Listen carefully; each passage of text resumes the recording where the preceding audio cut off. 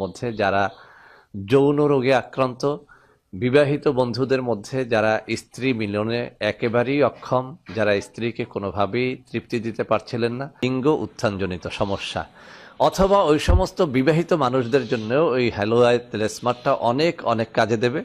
যে সমস্ত বন্ধুরা বিয়ে করেছিলেন, বিয়ের পর বেশ খানিকটা সময় ধরে স্ত্রী সহবাস করতে পারতেন, 2-4 বছর ভালোই কাটছিল, কিন্তু এখন দেখা যাচ্ছে যে আগের মতো আগ্রহ আপনার নেই, অথবা আগ্রহ থাকলেও আপনি লিঙ্গকে কোনোভাবেই শক্ত করতে পারছেন না।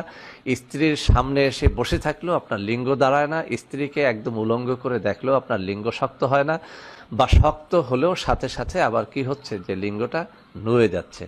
তো বন্ধুরা আমার, এই সমস্যার পাশাপাশি আরও একটা বিষয় এই হালুয়াই তেলেসমাত দেখে, সেটা হচ্ছে যাদের লিঙ্গ স্ত্রীজনিতে প্রবেশ করানোর সাথে সাথেই বীর্যটা পড়ে যায়।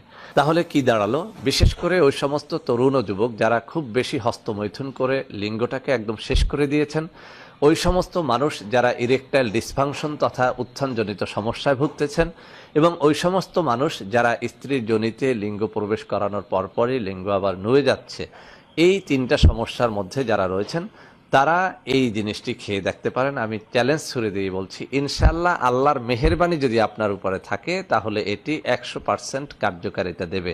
খাবার নিয়মটা বলে দিচ্ছি। সকালবেলা খালি পেটে 1 থেকে 2 চা চামচ, ইচ্ছে করলে আপনি রাত্রিবেলাও খালি পেটে 1 থেকে 2 চা চামচ হাফ গ্লাস ঠান্ডা পানিতে মিশিয়ে খেতে পারেন, অথবা হাতের তালুতে নিয়ে চেটে চেটেও খেতে পারেন। খাওয়ার পরে হাফ গ্লাস বা 1 গ্লাস খাঁটি গরুর দুধ যদি আপনি পান করেন তাহলে এর কার্যকারিতাটা অনেক গুণে বেড়ে যাবে। আল্লাহ হাফেজ। আসসালামু আলাইকুম ওয়া রাহমাতুল্লাহি ওয়া বারাকাতুহু।